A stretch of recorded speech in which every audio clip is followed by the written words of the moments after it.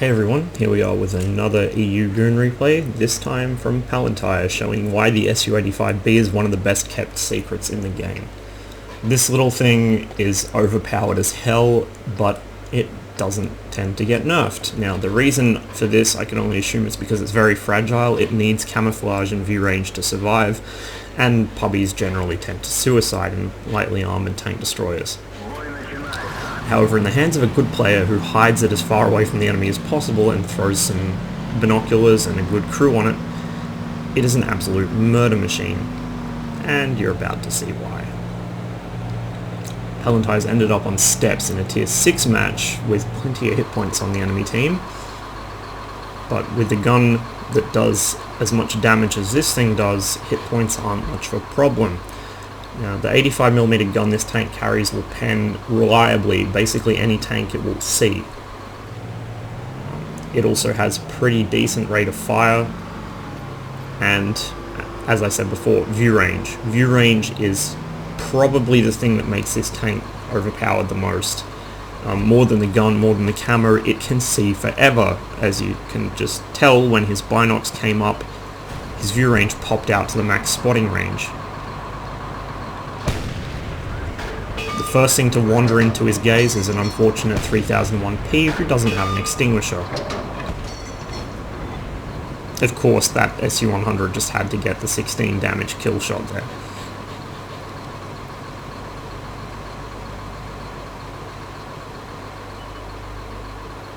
.600 damage within a minute and a half of them, or sorry, 2.5 minutes of the match starting.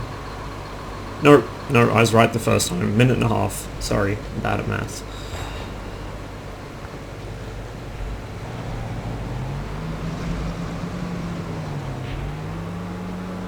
So with that dealt with, he begins shifting to the west, where the bulk of the enemy team appears to be coming through. He doesn't have shots from up here, there's terrain blocking him. So he shifts again.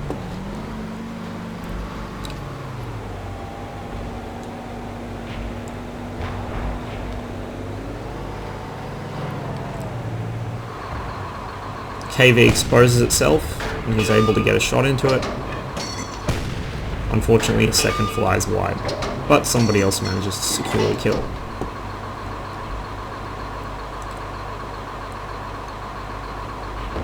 As you can probably tell, the gun handling and accuracy on this gun isn't spectacular, but then again, at tier 4, very few guns do have good gun handling.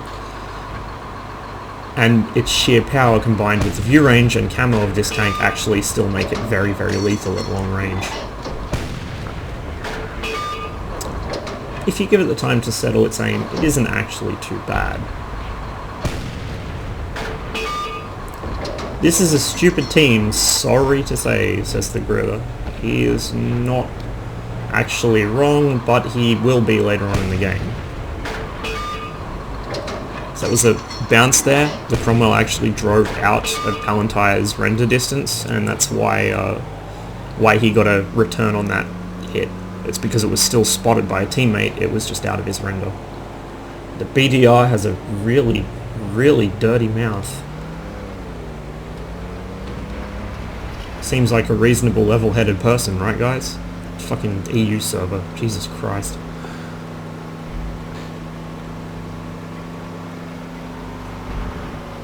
You know, as much shit as Europeans give Americans for being ignorant, racist bigots, frankly, as somebody who used to live in the European Union, I've seen just as much there. Surprise, all humans are shit. Special edition at 6, water found to be wet. Anyway, Palantyre has to maintain camo. It is the one thing that keeps him alive in this tank, other than having the threat of a giant scary gun.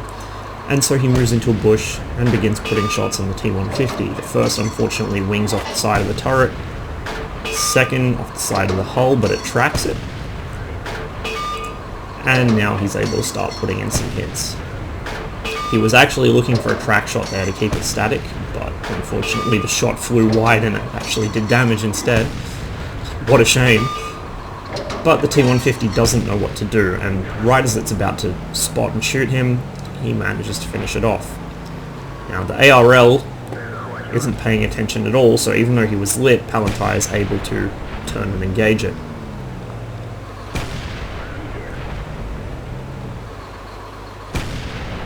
And he cleans it up. The enemy Covenant is coming for cap as well, but it gets dealt with before Palantyre can get a shot off. This looks like a pretty good setup, you would think. His team are up a tank. They've got some decent positioning, but no, they're throwing away their tanks.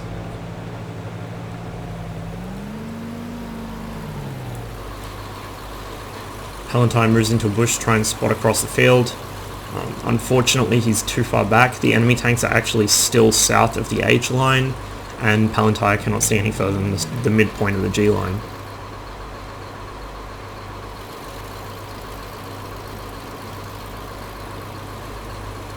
.3601 also joins the suicide train, and so now it's just Palantyre and the AT-8. The T-14 may as well be a bot.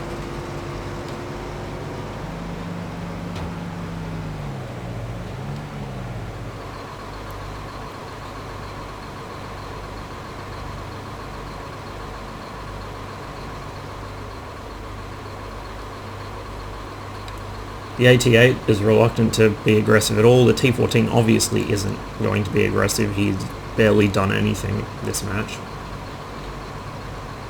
Palantyre sits and waits for a while, probably expecting one of the enemy tanks to push out towards the friendly cap.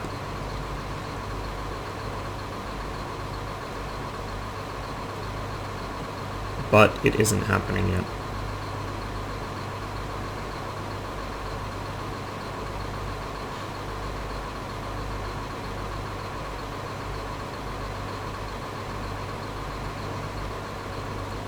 Whole lot of nothing happening right now as the AT-8 slowly ponders down the center.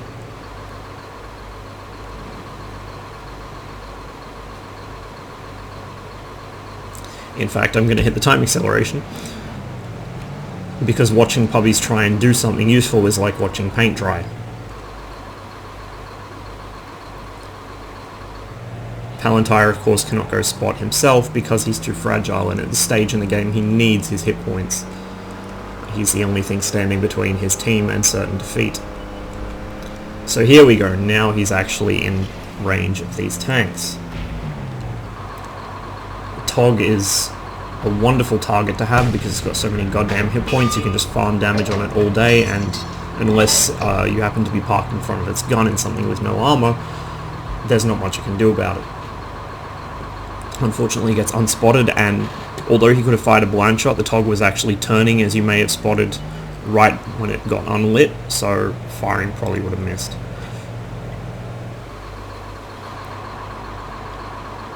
The Stug goes to push the friendly cap and meets pretty much no resistance from the T-14. It just sits there. Palantyre puts a shot out, but unfortunately it bounces off the top of the gun mantlet. Since the T-14 is so useless, Palantyre decides to go back and help out with the Stug, while the AT-8 pushes down towards the TOG and the Nashorn.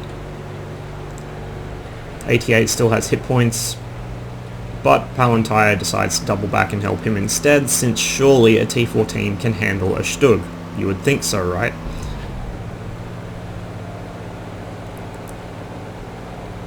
I mean, the Stug has trouble even penning the T-14 frontally.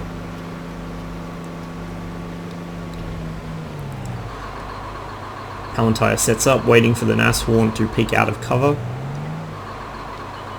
In fact, it's the Griller which peeks out of cover first and gets its ship blown up. Then the Nashorn pops over the ridgeline and begins sliding slowly down into a rock. Palantyre takes advantage of his terrible driving and finishes him off. Unfortunately, the TOG is behind a berm, Palantyre can't hit it, and the Stug is actually fucking styling on this T-14, who apparently has not even hit it yet. I actually think that T-14 would be better off if he was a bot. So the T-14 decides, Nope, no way, I'm not fighting a Stug, I'm out of here, my job is done, and begins running down the center of the map. The Stug duly gives chase and murders the living shit out of the bad T-14. Palantyre is not in a position to help, there's a rock blocking his shots on the Stug.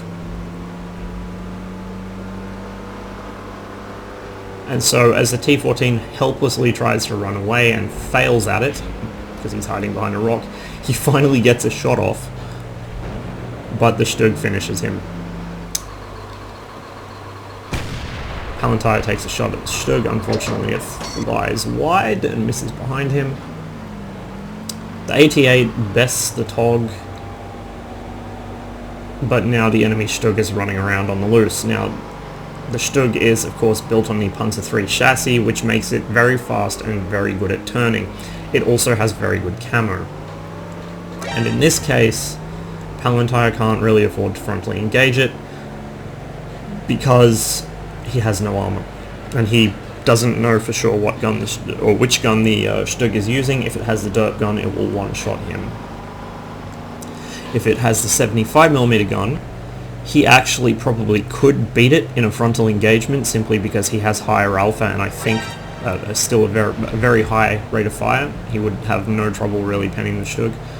But it's not really a good gamble to make, especially since the Stug could mince the AT-8 before it would even see him. And so Palantyre heads to the south and tells the AT-8 to get on the cap. The AT-8 decides he wants to run up the middle of the map and chase the Stug instead, with 3 minutes left on the clock. Now, as a reminder, to solo cap in regular standard battle mode, it takes 1.5 minutes.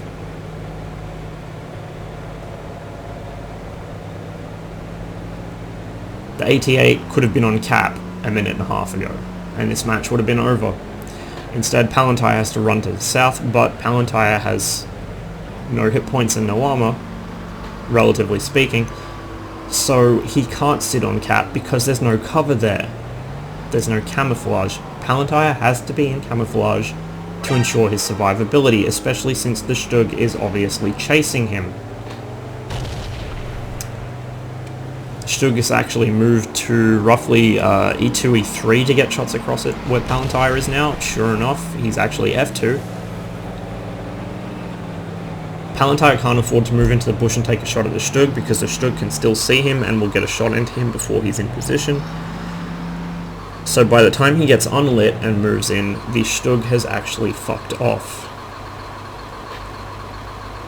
The Stug might not be the best player, but he's certainly not as stupid as Palantyre's team's AT-8, or indeed Palantyre's team in general.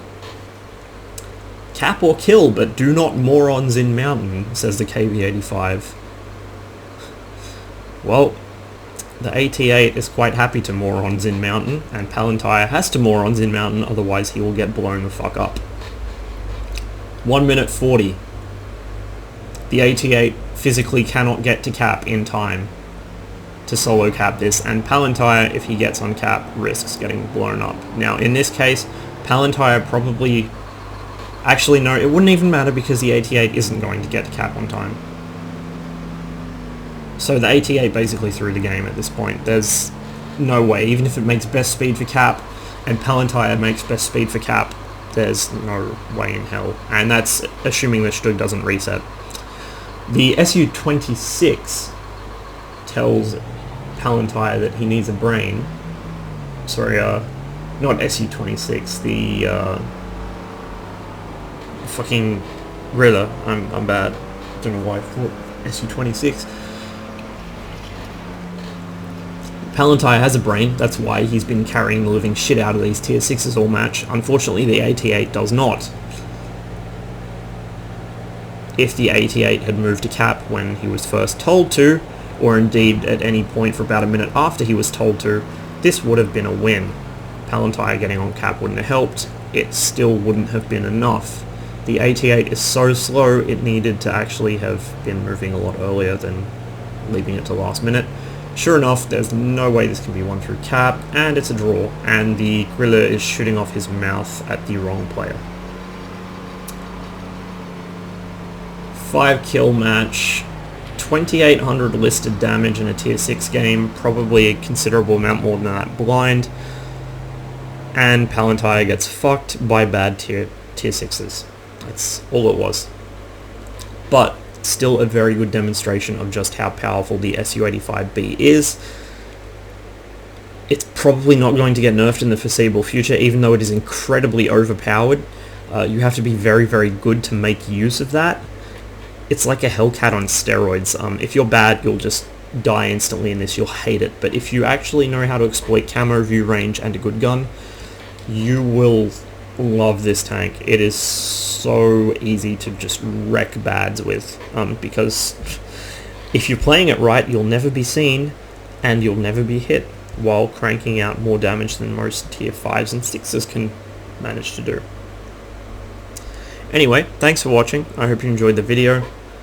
Have some pity for poor Palantyre, who would have had a spectacular game if that had actually been a win. It wasn't his fault, it was entirely the AT-8's fuck up.